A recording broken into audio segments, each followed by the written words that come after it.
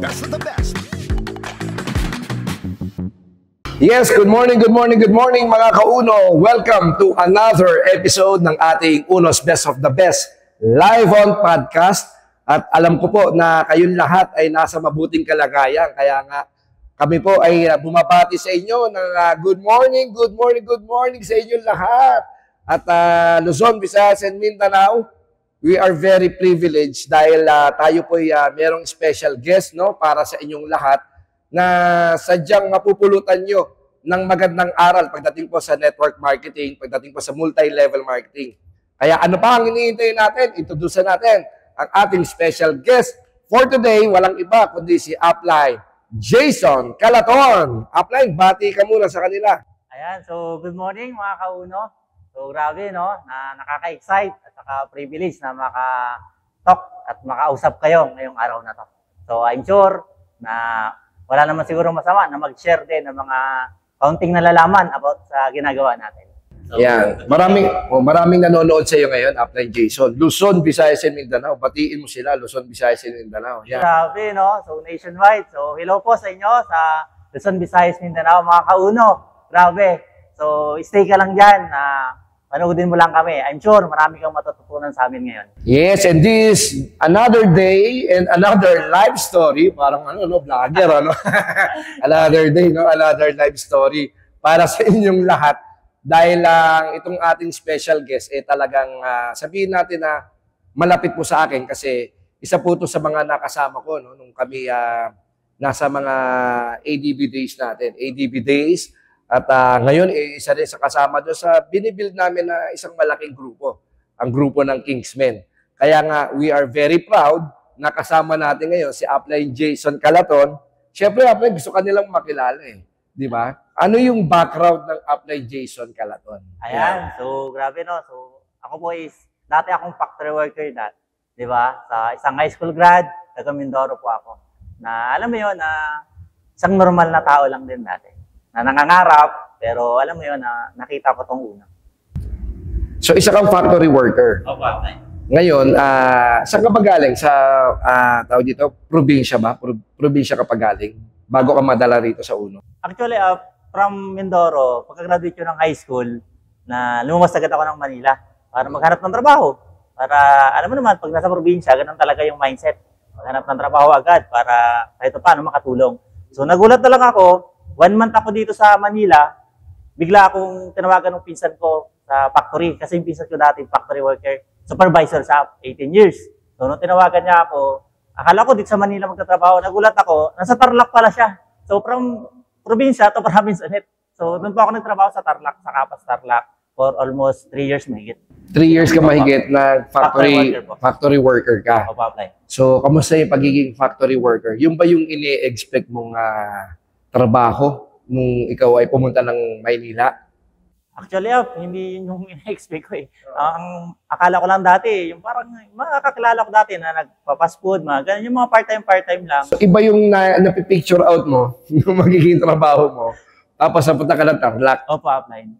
Kaya kumbaga, sabi nga, no choice na. Kaya, siyempre, gano'n naman talaga, pag alam nating pagkakitaan, so go. Go lang tayo. Opo, Upline. So, ibig sabihin, ikaw pala yung isang tao na hindi mapili pagdating sa trabaho. Opo, Upline. Kasi, siyempre, pagkakitaan So, pwede na to.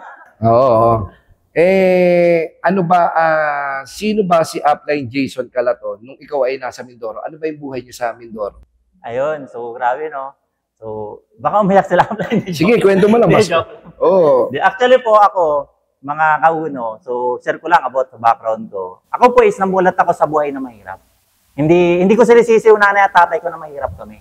'Di ba? Kasi yun po yung nakamulatan ko Parang alam mo yun na kumakain, sabi nga sa kasabihan, kumakain isang kahig, isang tuka, tama. So kami po, hindi naman alam naman doon ng mga nanay at tatay ko, alam mo yun, kami po is 2 kahig, isang tuka. Ganun po yung buhay namin sa Mindoro. Yun po yung nakagisnan ko. Ang hanap buhay po namin doon is either magsaka or mangisda.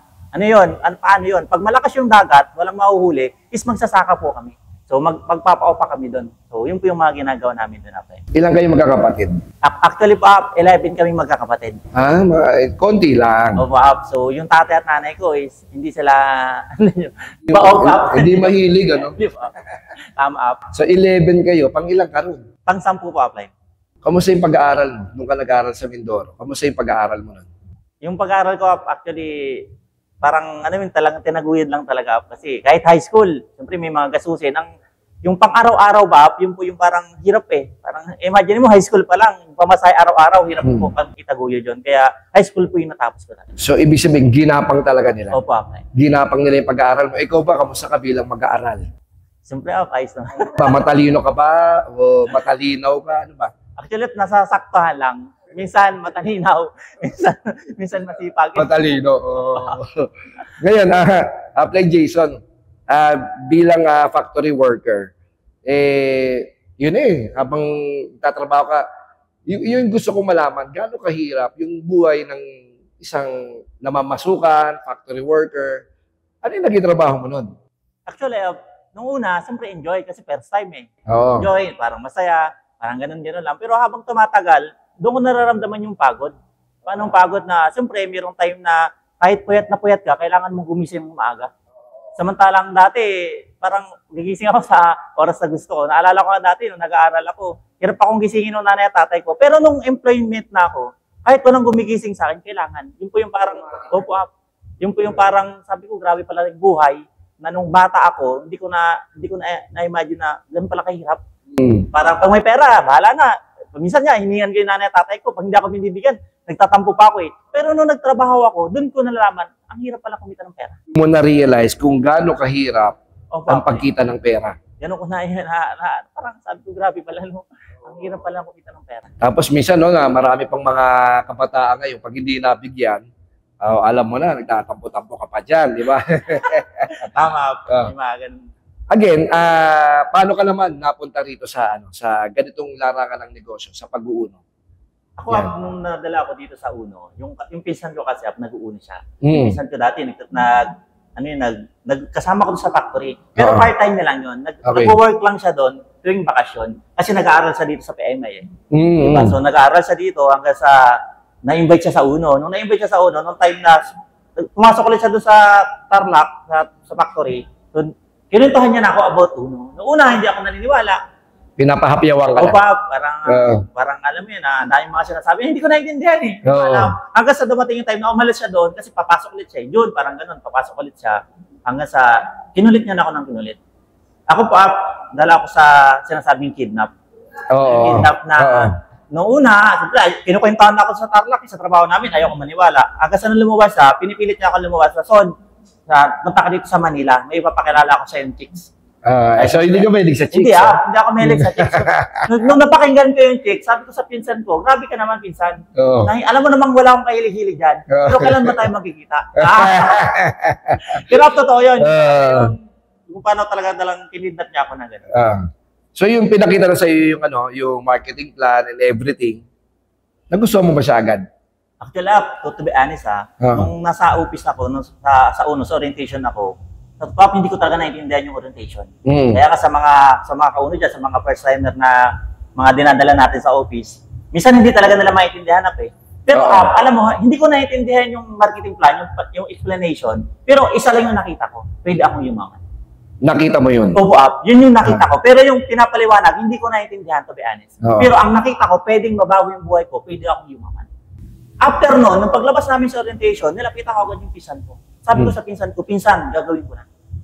Diba? Kaya lang, alam mo, sabi ng pinsan ko, sige, walang problema, binigyan ako ng form, pinapirma ako ng form. Hanggang sa, hinihingi ako ng pang-grocery daw. So, doon yung nalaman na hindi ko naintindihan. So, pinaliwanag niya ulit sa akin na one-on-one. Doon mo palang naintindihan. Ngayon, Apply Jason, balikan natin yung pagkabata mo. Nung pagkabata mo ba, masabi mo sarili mo, mataas pa pangarap mo noong time na yun? Talagang 100% na talagang nangangarap. Kasi, alam mo yun, di ba, na dati, nung bata ako, sumusuot pa ako ng mga uniform ng mga pulis, minsan yung mga sa doktor, mga ganun, parang isa naglalaro-laro.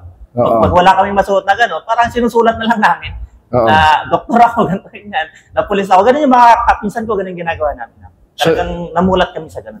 So nakikita mo yung sarili mo na someday magiging successful ka. Opo. Pero hindi bilang bilang networker. Yun yung hindi yun yung malayo sa iniisip mo kasi police, Opo. 'di ba? Ano pa yung mo? Sundalo. Malamang sa malamang sinubukan mo rin maging bombero, 'di ba? Halos lahat. Okay din yung bombero, di ba? Opo. O ganito, pag ito talaga kausap ko, gusto ko magseryoso, hindi ako magseryoso. Okay, Upline Jason. Nung bago ka, eto na, naka-join ka na eh. Opo. Maganda na yung kumbaga yung simula mo. Ano yung mga ginawa mong strategies para makapag-adjust ka bilang factory worker tapos nalipat ka naman sa ganitong linya? Ano yung mga ginawa mong strategies para maging effective ka sa pag-network that time? Ano yung working habit mo? Work habit mo noong time na yun? Ang ginawa ko noong una, talagang kinausap ko yung mentor ko, yung upline ko. Oo. Sinabi ko sa kanya na pinasok ko to. Gusto ko may mapuntahan ako. Gusto ko may marating ako. Ano po ba yung mga dapat kong gawin? So sa madaling salita, humingi ako sa kanya ng plano. Humingi ka ng plano sa kanya? Yung unang start na ginawa ko, hindi ko makakalimutan yun kasi talagang yun agad yung start na nagpaplano ako sa kanya. Diba? Marami sa mga pinalano sa akin. Kumbaga, parang binaligan ko lang yun sa employment ako. Kasi bago ako pumasok sa factory, tinrain kami. Tinuro sa amin yung mga dapat gawin. Para inalam mo kung ano yung gagawin mo. Opo. Kumbaga, ang pinagkaiba lang kasi dito, dun sa employment, so kailangan mong i-train talaga doon. Diba? Kumbaga doon, ayaw sa gusto mo, self ka doon eh, sariling training talaga doon eh. Tama. Samantalang dito sa ginagawa natin, isa sa nakita ko kahit hindi ka mag-training, yung mentor mo yung magpupus na mag-training ka. So sa madaling salita, yung mentor mo yung hindi papayag, hindi ka matuto eh. Tama, oo. Parang yun yung, sabi ko napakagante, doon sa employment na. Parang, pag hindi ako na-train, mahirapan ako. Samantalang dito, nagtataka nga ako yung mga maraming bago, ang hirap kumita. Parang napapansin ko, nagre-reklamo sila, bakit yan ang hirap kumita. Parang ngayon, sa isip-isip ko lang, baka hindi kasi nila inaaral. Tama, oo, tama. Diba? Parang gano'n eh, parang wala silang, baka mamaya, pag pinupo sila nung upline nila na mag-training, ang daming dahilan. So yung first step, baka nakalimutan nila. Opo.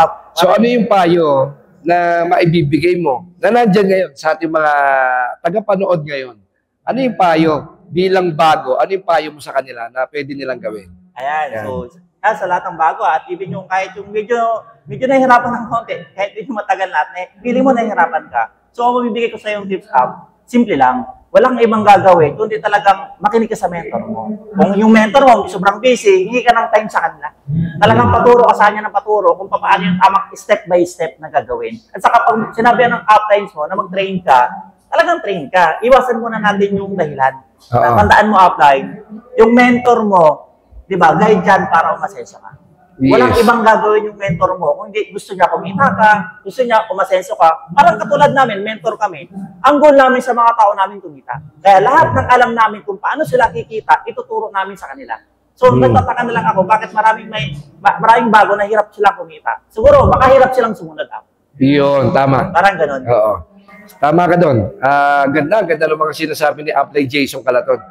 Katulad na nung kaya nahihirapan ka kumita, baka nahihirapan ka rin sumunod. Tama. So, yun yung mga pwede yung kapulutan ng aral bilang bago kayo na nagne-network pa lang. Kunin nyo po yung mga pointers na yan na galing sa ating mga international top earner natin. Upline Jason, ang pag-network hindi siya madali. Alam mo yan. Opo. Marami kang pwedeng pagdaanan. Opo. Marami kang pwedeng suungin na sabihin natin na hindi mo yung inaakala, pero pag nandun ka na, kailangan mo na siyang lampasan. Tama ba? Ano yung mga personal story mo? Actually, yung mga pinagdaanan ko talaga, maraming challenges eh. So, kumbaga, mabilis akong kumita nung una. Talagang kasi, magaling akong makinig eh. Diba? Na alam mo yun, nag-pass in the furious agad ako. With 2 months mahigit, pass in the furious agad ako. Diba? Parang ganun agad yung, parang bilis. Pero after nung pass in the furious na yun, talagang doon ko na na-experience yung challenges ni Lord. Siguro, parang challenge niya ako, titingnan niya siguro kung talagang decided akong masenso. Lumating sa time na kumita ako ng malaki di ba? Alam mo yung 2 months, may kumita ako ng kulang-kulang 50,000. Di ba? Parang, kaya lang, nung kumita ako ng ganong kalaki sabi ng mentor ko, ipunin ko pang kotse. Parang gano'n. So, mindset ko kaya nga ako, parang, sabi sa lahat, gumaki yung ulo ko. Naging acne. So, hindi ako nakinig sa mentor ko. Ang ginawa ko doon, bili ako ng mga bagay na gusto ko. Diba? Parang inubos ko. Within wala pang 3 months, wala na akong pera ulit. So, kailangan ko ulit humataw. Nung humataw ako doon ko na-experience na kailangan palang i-value yung pera. Yung unang kita ko, hindi ko siya binalyo hanggang sa dumating yung time na nawalan ako ng panggalaw. Di ba? Na nawalan ako ng panggalaw, pamasahe pang araw-araw ba? Kasi nung may pera ako, talagang bila ako ng mga pagkain, talagang wala. Ganun talaga kasi first time eh. Hindi nga ako kumita ng malaki sa factory. Kaya nung nagkaroon ako ng ganung pera, talagang inubos mo. So, yun, ang naging lesson sa akin nun, na dapat pala i-value yung pera. Kaya nga, tips ko sa mga kauna natin, talagang kung ano sinabi ng mentor, mag-save ka, i-save mo. Kasi baka gumaya ka sa akin. Kasi na-experience ko na wala ako ng panggalaw. Simula Antipolo hanggang Ortigas nilakad ko. 1 week. 1 week Antipolo na. 1 week pa. Yung 1 week na sa umaga at saka sa gabi. Talagang wala akong, kasi pero sa Mindoro, normal na sa amin yung lakad. Kasi minsan naglalakad kami pupunta sa school eh. Kaya ganun din, nawala na ako ng panggalaw. Alam mo. Kumbaga, okay lang na pinagdadaan mo siya, pero kung kumita ka na, tapos mauulit, iba yung feeling niya. Opo, parang ganun. Kaya nga sabi ko, sa isip-isip ko lang, buti na lang na-experience ko ganyan. Sabi ko sa isip-isip ko lang, once na kumita ulit ako, talagang magsisave na ako. Oo. Talagang hindi pwedeng ubus, sabi nga, ubus, bihaya. Pero wala gan. Ano yung magandang pwede mong maipayo doon sa mga kumita or kumikita ngayon na hindi nila alam kung paano hinawakan yung finances nila? Ano gusto mong maipayo sa kanila? Ayan, so siyempre sa mga kumikita na at sa kikita pa lang, so mga upline, mas magandang best talaga is mag-save ka. I-save mo, ilagay mo sa tama. Sabi nga, hindi naman masamang magbawas eh. Pero huwag mong ubusin yung income mo. Pag sinabi ng mentor mo, i-save mo, ibili natin ng first car, ibili na pag-resulta mo, makinig ka po sa kanila. Kasi nga, mahirap. Huwag mo na akong gayahin. Kasi baka magsisi ka na dapat pala. Ayun nakinig ako sa upline ko. Yes. Kasi maraming ganun eh. Maraming mga uplines na ang bilis kumita, then after nun, nawawala na lang. Nawawala yung income nila kasi hindi nila alam kung paano i-manage. Hindi nila na-handle ng tama ang kanilang finances. Ang ganda, Apply Jason. Ito naman, para doon sa mga bago. Ano yung kadalasan na nakikita mo na pagkakamali? Nung bago pa lang, bagong distributor, ano yung mga pagkakamali nila or sabihin natin kulang sa bagay na ginagawa nila? Ano yung mga nakikita mo dyan? Actually, marami ako nakikita, even dito sa office natin, maraming bago. Maraming bago na, yun yan, noong una, ang gagaling, ang bibilis. Di ba, parang isang linggo, 2 linggo, 1 buwan. Okay, kaya lang, minsan kasi nawawala sa kanila yung gigil nila. Yun. Opo, bilang bago na nawawala sa kanila yung gigil nila, na ma-reject lang ng konti, feeling nila hindi para sa kanila yung uno. Napagtawanan na lang ng konti, feeling nila parang nangihina ba yung loob? Tama, parang ganun. So, tips ko lang po sa inyo mga upline. Yeah. Kung ganun yung nararamdaman mo at experience mo, lagi mong isipin na lang, yung araw na sumali ka. Ano ba yung dahilan? Bakit ka sumali? Tama. May nakita kang pag-asa eh. May nakita kang pagbabago. Kaya lang tandaan mo, pag dumating sa iyo yung mga ganang challenges, pag tawanan ka ng kakilala mo, negative ka ng mga kakilala mo, nanay mo, tatay mo, asawa mo, kung sino may mga taong nag-negative na yung upline, huwag mo na lang silang pansinin. Kasi ang nauna, hindi naman sila yung nakakita nung ginagawa natin. Tama.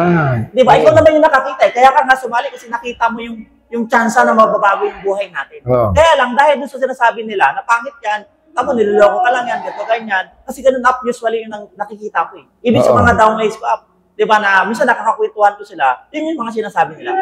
Kasi mentor, ganito sinabi sa akin ng asawa ko, sinabi sa akin ng kapatid ko, sinabi sa akin ng nanay ko, ganito, ganyan. Di ba? Parang nanghihina sila. Yun yung isang way na nakikita ko na para maiwasan nila yung ganung sitwasyon, dapat tingnan nila yung mga bagay na nakikita nila bakit sila sumali. Tama. Napakaganda at napakagaling talaga ni Apply Jason Calaton. Sarap ka kwentuhan, mga kauno. At marami pa tayo pwedeng itanong kay Apply Jason Calaton kasi ang gaganda ng mga mensahe mo eh. Apply Jason, habang ikaw yung nagne-network, hindi naman lahat positibo sa'yo. Mas lalo-lalo na yung maraming nagduda sa'yo. Nung sa background mo, factory worker ka, ano yung mga kalimitan na narinig mo? Marami, Actually, siyempre nung time na nag-i-invite. Paano may hinandle yung mga tao na negative sa'yo? Parang yun yung sinasabi ko, na parang inintindi ko na lang sila. Kasi, hindi nila kasi naiintindihan yung ginagawa ko.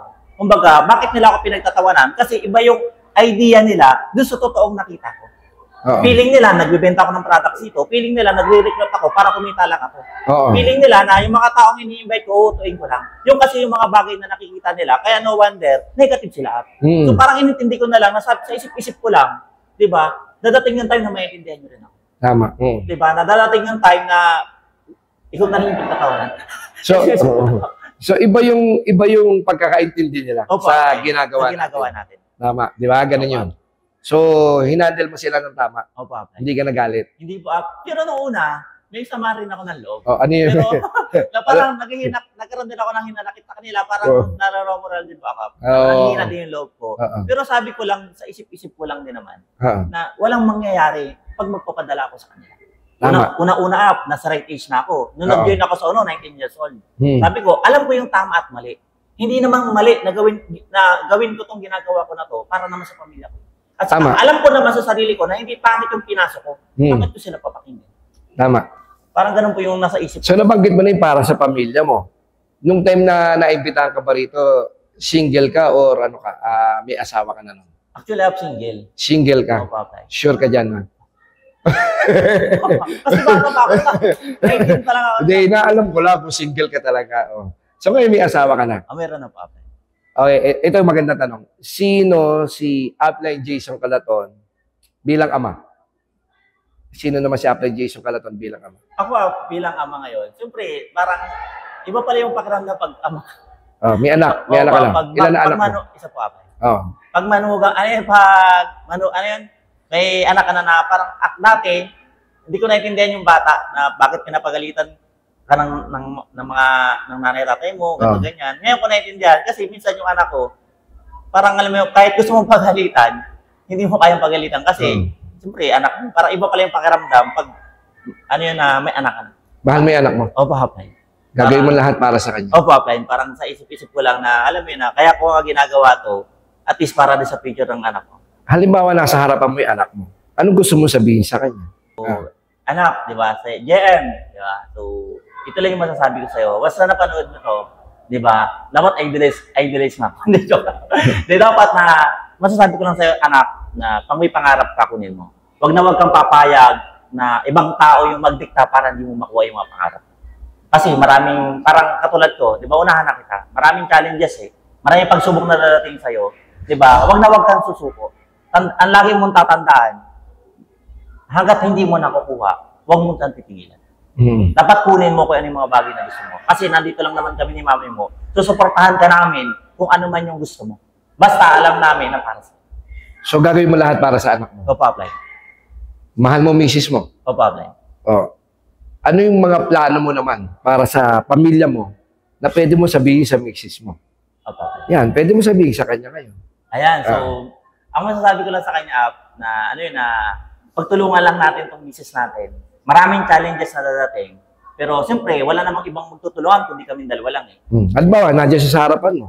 Ayan, sabihin mo. Ayan, so, mahal So, suportahan mo lang ako sa ginagawa ko. At saka pagtulungan lang natin itong ginagawa natin. Kasi alam naman natin parehas, kasi same lang kami nag-uunap na alam mo yun na para sa future natin to. Diba? Na alam natin, pag sa labas tayo nag-focus, walang mangyayari. Sa una lang naman yun pero at least dito sa atin, maraming challenges na dadating man. Pero pag nag-focus lang tayo sa ginagawa natin, diba, malayo yung mararating natin. Bakit? Kasi paras kaming positive. Unlike yung iba nga, negative yung asawa, negative yung girlfriend. So kami naiintindihan namin yung ginagawa namin. So alam ko na mas malayo yung mararating natin. Basta pagtulungan lang natin. Sa lahat ng hirap na napagdadaanan mo minsan, habang ikay nagne-network, ano yung isang bagay na nakikita mo na gigising ka, magpapatuloy ka? Ano yung nagtitrigger sa'yo para magpatuloy? Yung mga bagay na gusto ko pa na hindi ko pa nakukuha. Yung mga pangarap ko na hindi ko pa nakukuha. Sabi ko nga, mahirap yung ginagawa ko. Pero mas mahirap bumalik ako doon sa buhay na mahirap. Na tipong sabi sa isip-isip ko lang na, alam mo yun na, yun nga, lagi ko sinasabi na hindi ko sinisisi yung nanay at tatay ko na mahirap naman. Na pero ayaw ko naman na mamamatay ako na mahirap. Kaya na may may chance na akong yumaman Bakit babaliwalayin ko ba? Di ba? Kaya sabi ko, nandito na ako sa uno at nakikita ko talagang dito kami yayang. Walang iba. Walang ibang pwedeng. Opo, uno lang talaga. Ngayon, sa lahat ng mga nakuha mong awards, lahat ng mga nakuha mong mga resulta, bilang ikaw ay nag-uuno, naging international top earner ka, nakabili ka ng mga properties, meron kang kotse, marami, halos lahat eh. May income ka, maganda income mo. Sa lahat ng mga bagay na narating mo, ano yung pwede mong gustong sabihin doon sa batang ikaw? Halimbawa, nakita mo yung sarili mo, batang Jason Calaton. Ano yung gusto mong sabihin naman sa kanya? So, masasabi ko lang sa kanya, bilang batang Jason, so yung result na i-manage siya ng ayos. Wag na wag siyang papayag na, alam mo yun na, nasa taas na siya eh. So, gawin niya lang ng basic lang, maging humble, pagpatuloy lang na makinig ulit sa mentor. Para at least kasi alam naman natin na yung pag-down ng isang upline or isang kumikita, yung pag-down is yung paglaki ng ulo niya. Di ba yung talagang hindi na nakikita, nawawala sa ratio at the same time, nawawala sa focus. So, yun lang ang gagawin niya, mag-focus lang ulit siya, pag-guide pa rin kahit sobrang lakas na ng income niya, dami niya ng result, be humble lang. Even sa ibang mga taga-uno natin na kumikita ng malaki, kasi maraming ganun eh. Pero although sa industry natin na sa uno, talagang na-manage na yung mga, alam mo yung sobrang lalakas kumita pero sobrang humble. Unlike natin. Di ba? Pero ngayon, napakaganda na app. So, napakaganda ng mga pagte-train nyo sa amin. Ang dami, no? Ang dami nating mga napupulot, no? Na aral kay Upline Jason Calaton. Mga personal stories yan, no? Na talaga nanggagaling sa puso na nararamdaman natin. Ano yung mga plano pa ni Upline Jason Calaton ngayong 2025? Ano yung mga plano mo pa? Ano yung gusto mo pang marating? Alam ko marami ng result. Alam kong maganda na yung tinatakbo.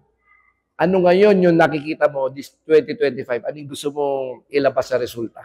Actually, ngayon 2025, na-excite ako eh. Wala namang masama eh. Mangangarap ka lang.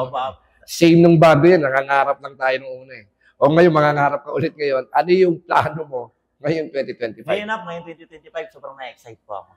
Kasi ngayon 2025, ngayon ko nakikita yung mga bagong result na kakaiba. Diba? Siyempre, sabi mo nga, nangangarap na lang din naman. Diba? Pero ako ngayon 2025, ang goal ko magkaroon ng Tudors din katulad mo. Ano? Ng Tudors. Katulad mo. Yung po ngayon 2025, yun po yung isa sa mga pangarap ko. At saka gusto kong result na makuha ngayon 2025. At the same time, siyempre yung mataas na ranking ulit, makapasok ulit tayo sa top 10 ng UNO. Diba? Yan yung mga ngayon 2025 na i-work up. At saka yung mga leaders ko na magkakaroon ulit ng maraming result na alam mo yun yung double vision ko. Diba? Na lalo na ngayon diba? Meron na ulit tayong awarding sa Kingsmen. So, yan po yung talagang dahil sa'yo doon tumaas yung standard ko eh. Sinali mo ako sa Kingsmen awarding. So ngayon, sinali mo ulit ako. So I'm sure, alam mo na tataas ulit yung standard ko. Mas maganda yan.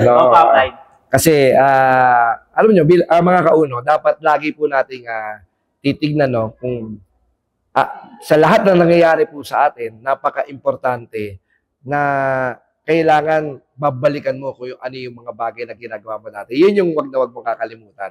Kasi kung yun ang nagbigay ng paraan or pagkakataon sa iyo para umangat, pag nandun ka na, minsan nalilimutan natin yun eh. Di ba? So anong gagawin mo? Babalik ka ulit eh. Yun. At I am very proud of you kasi hindi lahat kasing lakas ang loob mo para gawin ulit yun. Para siyempre pwede mo sabihin, bakit mo ako sasama dyan? Ano na nga ako, ganito na ako. Hindi. Yun nga yun. Ang tawag doon is being humble. So, binalikan mo siya ulit. Nakipag-mentor ka, nagpa-mentor ka ulit. Nakisama ka ulit sa buong team. It's one way of tinatawag natin humility. No, na kailangan na meron yung bawat tao. Ano naman yung gusto mong sabihin doon sa mga bago natin? Na maraming bago nanonood, maraming bata pa lang sa network marketing. Ano yung gusto mong maipayo para sa kanila? Andiyan sila, nanonood sila sa iyo ngayon. Yan. So, sa lahat po ng makakapanood or makikita yung video namin na to, so ako papayo ko lang sa iyo. Diba? Wag na wag kang papayag na, alam mo yun yung challenges yung una kasing nagpapabigay sa tao. Bakit nagkukit yung isa nakita kwento mo sa kanila. Kwento mo na sa kanila. So, isa sa mga nakikita ko, bakit hindi tumutuloy yung mga tao katulad mo. So, parang ikaw, kung gusto mo talagang tumuloy sa ginagawa natin, so, wag kang papayag na kaunting pagsubok lang is, alam mo yun, na bibigay ka na. For example, halimbawa, na yung schedule mo, alam mo yung simpleng schedule lang na yung trabaho at saka uno, hindi mo alam kung paano siya i-manage. So doon pa lang, di ba, napaka-basic lang po ng mga ganong sitwasyon. So ang gagawin nyo lang doon bilang bago, lalapit ka lang sa mentor mo kung paano mo i-manage yung schedule mo. Saka isa pa, kung gusto mong kumita ng mas mabilis dito, lagi mo tatandaan, nasa mentor yung mabilis na way para kumita ng malaki. Kasi yung mentor, alam niya na kung paano ka kikita. So kung gusto mong kumita ng malaki, paplano ka lang lagi sa kanila. At lagi mo tatandaan, yung salitang dahilan, tanggalin mo sa isip niyan. Ay, apply, kasi bago pa lang ako, apply kasi ganito ganyan, apply ganito ganyan. Alam mo, pinaplano ka ng apply mo na, within 7 months, kaya mo magkakotse, within ngayong month, kaya mo mahit itong gantong award. So, tandaan mo, hindi yung sinasabi ng apply mo para sa kanya. Kaya niya sinasabi yun, kasi alam niya na kaya mo. Diba? Tanggalin mo sa isip mo yung salitang bago pa lang ako. Tandaan mo, nung in-explain sa'yo yung marketing plan, wala naman sinabi na this issue, bago ka, bawal kang kumita. Di ba wala naman sinabi na ganun? So, simula pa lang, nakita mo lang na kahit bago ka, pwede ka kumita ng malaki. At huwag na huwag kang papayag na bago ka pa lang, natatagal yung result mo. Lagi mong isipin, miss masarap, bago pa lang, pero kilala ka na dito sa ulo. Yan, napakaganda apply, Jason. Ito naman, next na bilang final question naman natin sa'yo. Anong masasabi mo sa mga nag-uuno, nagne-network na may mga obstacles, may mga pinagdadaanan? Ano yung pwede nilang gawin? Kasi lahat naman tayo nadadaanan yan. Ano yung pwede nilang gawin? Para malampasan nila yan. Siyempre, wala naman tayo ibang unang gagawin, kundi pray lang po talaga. So, yun lang po yung unang-una talagang gagawin natin. Pray lang tayo, hingi lang tayo sa kanya ng mga guidance kung paano natin malalampasan yung mga pagsubok na binibigay sa atin. At lagi mo tatandaan, kung ano man uri ng pagsubok na meron ka ngayon, hindi naman sa'yo ibibigay ni Lord kung hindi mo kaya yun. Kaya niya ibinigay sa'yo yan kasi tinetest ka niya lang. At the same time, after kasi niyan, malaki yung ibibigay sa'yo na kapalit. Alam mo yun, baka for example, sobrang laki ng hinihingi mo sa kanya, sobrang gandang result yung hinihingi mo sa kanya, siyempre, may konting challenges yan. Kumbaga, ititest ka niya kung paano, kung talagang bagay ba sa'yo yung baka bagay na hinihingi mo. Kasi sabi nga, parang katulad ko, buti nga na lang, tinest niya agad ako ni Lord eh. Talagang nung kumita pala ako ng 50 mil, talagang inubos agad, pinaranas agad sa akin yung hirap eh. So, yun pala yung naging rason ko. Kaya nung nilakad ko yung Antipolo to Ortigas, doon ko nalaman na pag nagkapera ako, hindi dapat ubos-ubos. Tama. Parang gano'n. Di ubos biyaya. Top up. So, yun po yung mabibigay yung tip sa'yo na kung ano man yung pagsubok na dumadating sa'yo, hingi mo lang ng pray kay Lord dyan at alam ko malalampasan mo yan. Kasi lahat tayo may mga pagsubok na dumadating. Pero isipin mo na lang, di ba, na kaya at kaya natin yan. Yeah. Tama lahat ng mga sinabi ni Apply Jason Calaton na wala namang bagay na pagsubok na hindi natin kayang lampasan. At walang bagay na hindi ibibigay si Lord na hindi natin talaga kakayanin. Kaya nga tama yung sabi mo, Apply Jason, na He will test you before He bless you. Kaya kayo mga kauno, always be positive at huwag niyong kakalimutan na lahat ng bagay na pwede niyong marating sa inyong buhay, walang silbi lahat yan pagka nawala si Lord sa'yo. Ang ating Panginoon sa atin na patuloy siyang gumagabay at maraming salamat din Apply Jason, kami napaunlakan mo at alam kong busy kang tao at kami matagal lang naghihintay din talaga sa iyo at marami pang aral na nakuha galing sa mga bibig mo ngayong mga oras na to. At syempre mga kauno, bilang pagtatapos sa ating Unos Live, Unos Best of the Best live on podcast. Apply Jason, ano pa yung pwede last parting words or mensahe mo pa sa ating mga tagapagpanood na nandiyan ngayon?